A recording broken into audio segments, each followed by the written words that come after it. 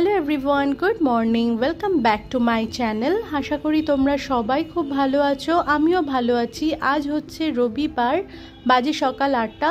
তো এখন থেকে তোমাদেরকে সাথে নিয়ে ব্লগটা শুরু করছি। সকালের বাসি কাজ কমপ্লিট করে নিয়ে জলখাবারটা সবাইকে দিয়ে দিচ্ছি। তো চলো জলখাবারটা খেয়ে নিয়ে ব্লগটা শুরু করি। আজকের ব্লগের টাইটেল আর থাম্বনেল দেখে তো তোমরা বুঝতেই পেরেছো যে এটা ডেলি ব্লগ নয়। তো প্রতিদিন সকালবেলাতে তো ঘুম থেকে ওঠার পরে আমরা ঘরদোরগুলোকে গুছিয়ে রাখি। যার যতটা জায়গা আছে তার তত বেশি সময় লাগে সেই জায়গাটাকে রিসেট করতে। বিকালবেলা সন্ধ্যাবেলার পর থেকে সকালবেলার গোছানো ঘরটা একটু একটু করে অগোছালো হতে থাকে।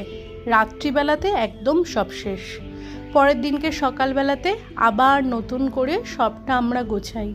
আমাদের গৃহিণীদের এটাই হচ্ছে নিত্য নৈমিত্তিক কাজ, যেটা প্রত্যেক দিন আমরা করেই থাকি, যেটা করতে করতে দীর্ঘদিন ধরে আমাদের অভ্যাসে পরিণত হয়েছে। প্রতিদিন সকালবেলাতে ঘুম থেকে ওঠার পরে বাসি কাজকর্মগুলো সেরে নিয়ে স্নান পুজো করে আমি সবার আগে যে কাজটা করি, ঘরে এসে ঘরের পর্দা টর্দাগুলো সমস্তটা সরিয়ে দিয়ে জানলাটা খুলে দিয়ে বিছানাতে হাত দিই। বিছানাটাকে আগেই গুছিয়ে নিই। ঘরের মধ্যে আমাদের খাটটা অনেকটা বড় জায়গা নিয়ে থাকে। সেই জায়গাটাই যদি অপরিষ্কার থাকে তাহলে ঘর যতই গোছানো থাকুক না কেন সেই অগোছালো ভাবটা কিছুতেই ঠিক হবে না। তোমরা তো জানো আমি বিছানাতে দুটো করে চাদর পাতি। তো ভিতরের চাদরটা যেটার ওপরে আমরা রাত্রিবেলাতে শুই সেটাকে প্রত্যেক দিন টান টান করে সব দিক দিয়ে গুজে নিই, না হলে ওপরে যে বেড কভারটা আমরা পাতবো সেটা কিন্তু কুঁচকে থাকবে। তো বিছানার আমার এই যে সাদা চাদরটা পাতা রয়েছে, এই চাদরটা বেশ বড়, অনেকটা করে গুজতে লাগে আমাকে চারধার দিয়ে। যতই টান টান করে চারধার দিয়ে গুজে নিই না কেন, ভালো করে ঝেড়ে না দিলে বিছানাটা কিছুতেই যেন টান টান ভাবটা আসে না। আর বিছানা যদি টান টান না থাকে তাহলে কিন্তু যত সুন্দর দেখতেই চাদর পাতো না কেন ওপর থেকে, দেখতে কিন্তু ভালো লাগবে না। কোনো দিক থেকে কোনা বড় হয়ে গেছে বা চাদরটা বেঁকা পাতা রয়েছে, এতে কিন্তু ঘরটা দেখতে ভীষণ খারাপ লাগবে।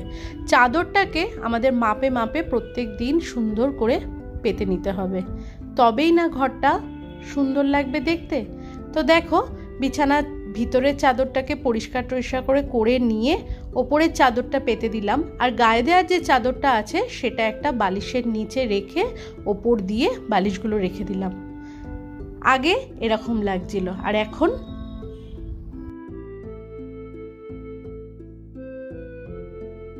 সকালবেলাতে আমার দ্বিতীয় কাজ হচ্ছে ছাদের দড়িতে যত জামা কাপড় থাকবে সব টেনে নিয়ে চেয়ারে জড়ো করা। কিন্তু এরকম চেয়ারে জড়ো করে যদি সারাটা দিন আমি ফেলে রাখি তাহলে কেমন ব্যাপারটা হয় বলো তো।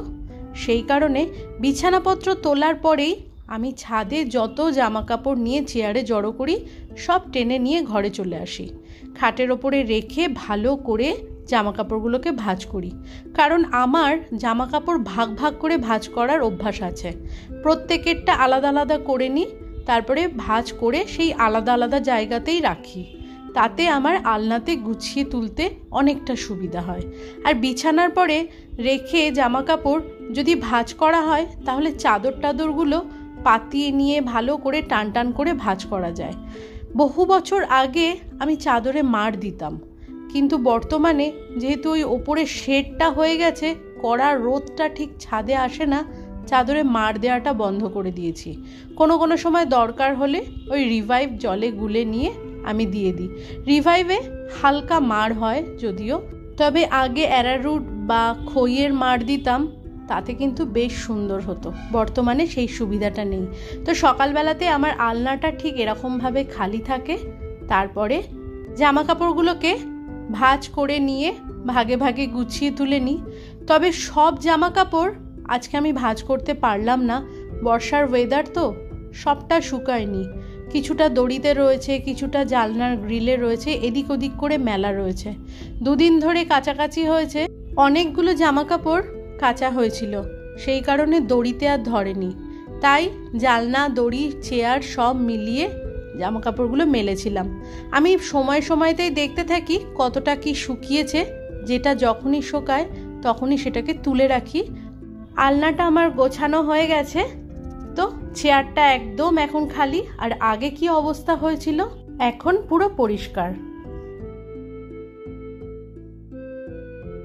ওই যে বললাম বর্ষার ওয়েদার, জামা কাপড় সবটা শুকাচ্ছে না, তো যেটুকুনি শুকিয়েছিল সেটা ছাদের দড়ি থেকে টেনে নিয়ে চেয়ারে রেখেছিলাম, ভাঁজ করে আলনায় গুছিয়ে তুললাম।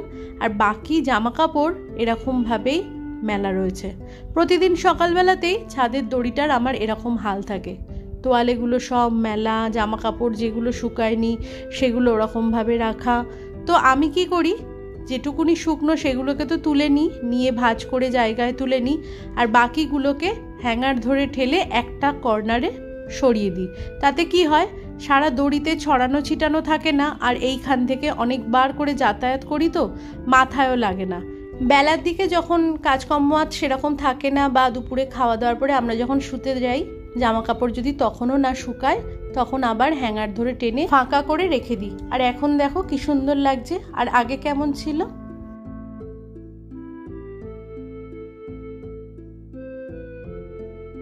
সকালবেলা উঠে আরেকটা যে জিনিসটা আমার গোছাতে লাগে সেটা হচ্ছে জলের বোতল। সারা বাড়িতে একটা একটা করে এদিক ওদিক ছড়ানো থাকে, সকালবেলাতে নিয়ে এসে যেখানে জায়গা সেইখানটাতে আমি গুছিয়ে রাখি। আমরা অনেক সময় এবেলার জামা কাপড় তো ওবেলাতেও পরি, তো সেই ক্ষেত্রে আমার বাড়িতে বাবু যদি দড়ি খালি না পেল কিংবা হ্যাঙ্গার যদি খালি না পেল, তাহলে চেয়ারের কোণাতে এরকম শার্ট টাঙিয়ে রেখে দেয়। আর যদি হ্যাঙ্গার খালি থাকে তাহলে বাড়িতে আসার পরে হ্যাঙ্গারে করে নিয়ে শার্টটাকে খুলে দড়িতে লাগিয়ে রেখে দেয়। তো আমি যখনই সময় পাই ঘরদোর গোছানোর সময়তে, ওর যদি কোনো রকম শার্ট বা টি শার্ট থাকে, আমি সাথে সাথে নিয়ে কিন্তু সেটা হ্যাঙ্গার খালি থাকলে হ্যাঙ্গারে করে নিয়ে দড়িতে ঝুলিয়ে দিই।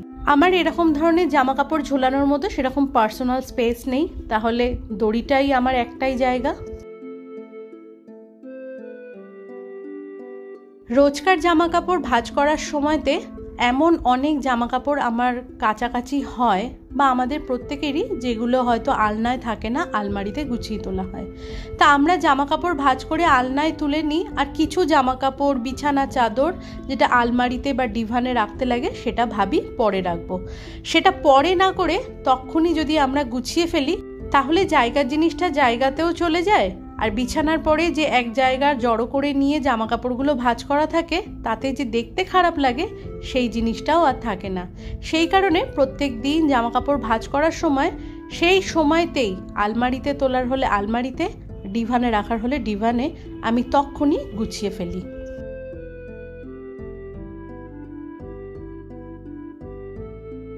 সকালবেলাতে ঘুম থেকে ওঠার পরে ঘুম ঘুম চোখে আমরা জানলার পর্দা সরিয়ে একদিকে জড়ো করে রেখে দিই, কিন্তু পর্দাগুলোকে এইভাবে না রেখে প্রত্যেকটাতে তো রিবন সিস্টেম আছে, যদি আমরা সেইগুলোকে আটকে দিই তাহলে কিন্তু এরকম জড়ো হয়ে জায়গাটা অগোছালো লাগে না।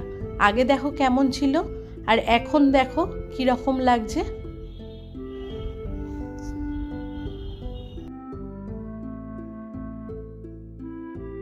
আমার মামামের এটা পড়ার টেবিল।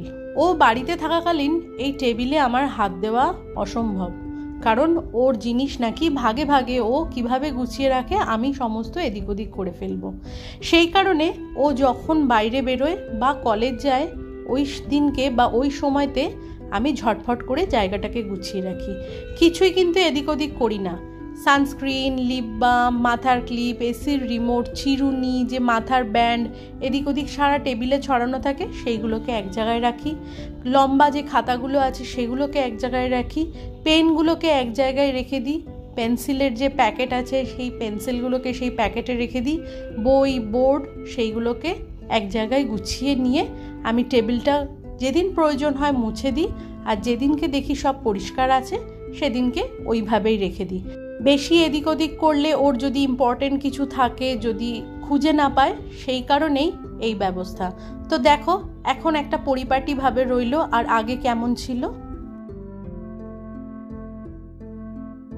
আমাদের প্রত্যেকের বাড়িতেই টিভির যে র্যাক, টেবিল টপ বা ছোট ছোট আলমারির যে টপগুলো থাকে সেগুলোতে আমরা জায়গা পেলেই জিনিসপত্র রেখে ভরিয়ে দিই, যেগুলো কিন্তু সারাদিনে একবার আধবার হয়তো প্রয়োজন হতে পারে বা নাও হতে পারে।